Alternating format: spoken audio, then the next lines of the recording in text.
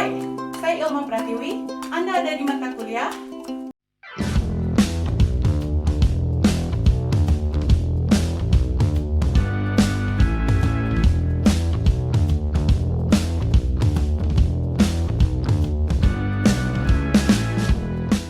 Pertemuan 10 bagian 3. Ketemu lagi dengan saya Ilma Indrasri Pratiwi di mata kuliah Sanitasi, Hygiene, Kesehatan, dan Keselamatan Kerja untuk Pariwisata.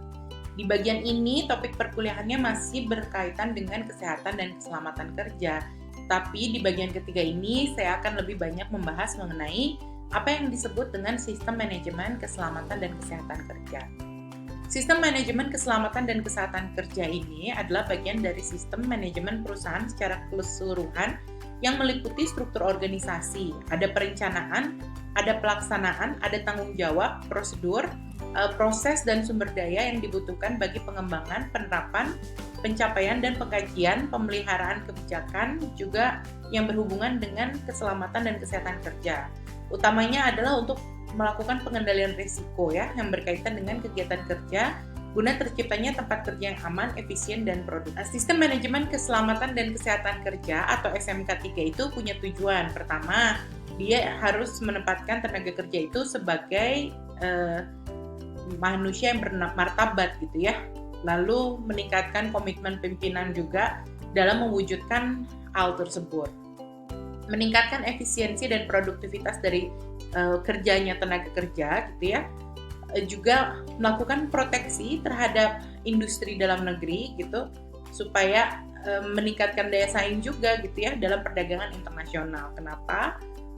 Karena banyak juga sebenarnya orang-orang yang nggak mau untuk beli produk gitu ya di dunia ini yang memang dia itu misalnya menggunakan child labor kayak gitu. Itu banyak sekali kondisinya. Terus intinya harus meningkatkan pelaksanaan pencegahan kecelakaan di lingkungan kerja gitu ya. Terus upaya untuk pencegahan terhadap problem sosial dan ekonomi yang terkait dengan penyelenggaraan K3 gitu. Terus supaya mencegah juga penderitaan yang disebabkan oleh kecelakaan kerja dan kematian. Menunjuk karyawan bahwa pemilik perusahaan itu juga peduli gitu terhadap mereka. Melindungi investasi pada karyawan melalui perekrutan dan pelatihan gitu ya. Mengurangi juga absensi karena sakit, cedera atau kecelakaan pada saat bekerja. Membantu juga menjaga kualitas produk dan jasa. Dia juga bisa menghemat biaya yang berkaitan dengan kecelakaan kerja dan penyakit akibat kerja. Juga pengakuan terhadap kinerja K3 perusahaan gitu ya dengan melakukan SMK 3 ini. Nah, prinsip dasar sistem manajemen keselamatan dan kesehatan kerja ini adanya komitmen dan kebijakan gitu ya, adanya perencanaan, adanya penerapan, terus melakukan evaluasi, juga melakukan tinjauan ulang dan peningkatan oleh pihak manajemen. Komitmen dan kebijakan gitu ya, kepemimpinan dan komitmen itu menjadi penting karena itu harus dipegang bersama, tidak hanya oleh pemilik perusahaan gitu ya, tapi juga oleh karyawan gitu.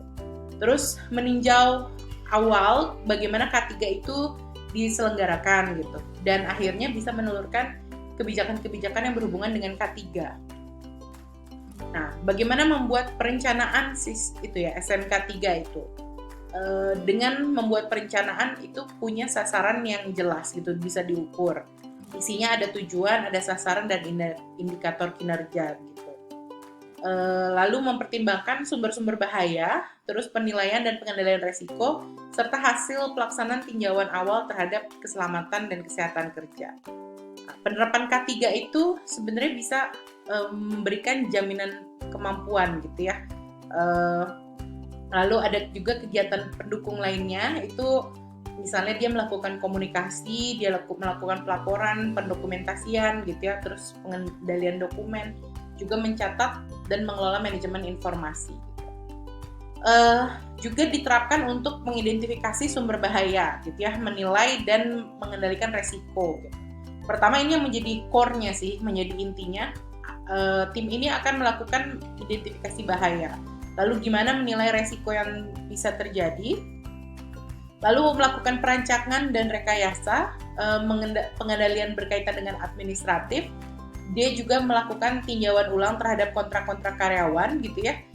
Juga melakukan pembelian kalau misalnya ada kebutuhan-kebutuhan peralatan atau perlengkapan yang berhubungan dengan K3.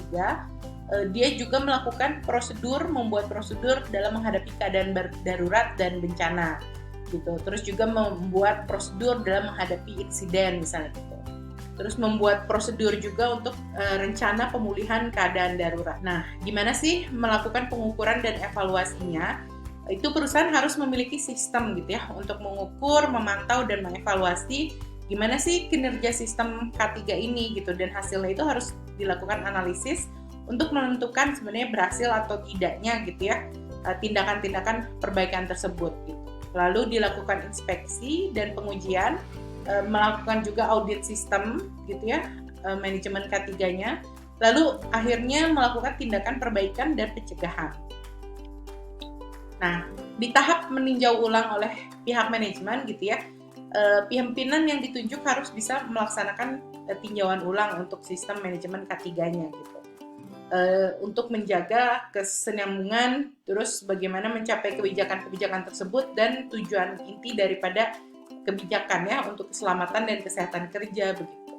Nah, ruang lingkupnya itu sebenarnya sistem manajemen K3 itu harus bisa mengatasi implikasi atau dampak-dampak yang akan terjadi akibat karyawan ini misalnya tidak selamat atau misalnya tidak sehat gitu ya terhadap seluruh kegiatan produksi perusahaan. Nah, bagaimana sih mempersiapkan organisasi K3 itu? Pertama, misalnya mengadakan safety meeting, lalu melakukan inventarisasi permasalahan K3, lalu mengidentifikasi dan menginventarisasi sumber bahaya, terus penerapan norma-norma K3, terus dilakukan juga inspeksi secara rutin dan teratur, dibuat penyelidikan dan analisa kecelakaan, juga membuat pendidikan dan pelatihan gitu ya, dan juga menyusun prosedur dan tata cara evaluasinya gitu.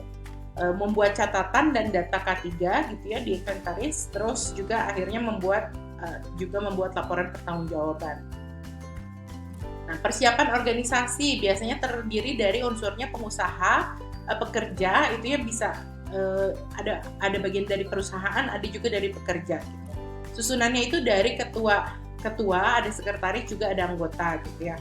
Terus sekretaris P2K3 ini buat apa sih gitu ya? Dia sebenarnya berfungsi sebagai tenaga teknis gitu. Dia punya keahlian khusus membantu pimpinan perusahaan atau pengurus untuk menyelenggarakan dan meningkatkan usaha keselamatan kerja gitu ya di perusahaan dan membantu pengawasan di bidang K3. Nah, ini bahan-bahan yang bisa diakses gitu ya kalau memang membutuhkan. Kita akan lanjutkan lagi ke video yang 10 bagian 4 masih dengan topik yang sama, kesehatan dan keselamatan kerja. Bisa mengontak saya di email kalau misalnya ada pertanyaan, juga ke Instagram saya, juga bisa mendengarkan Spotify saya itu Pratiwisata.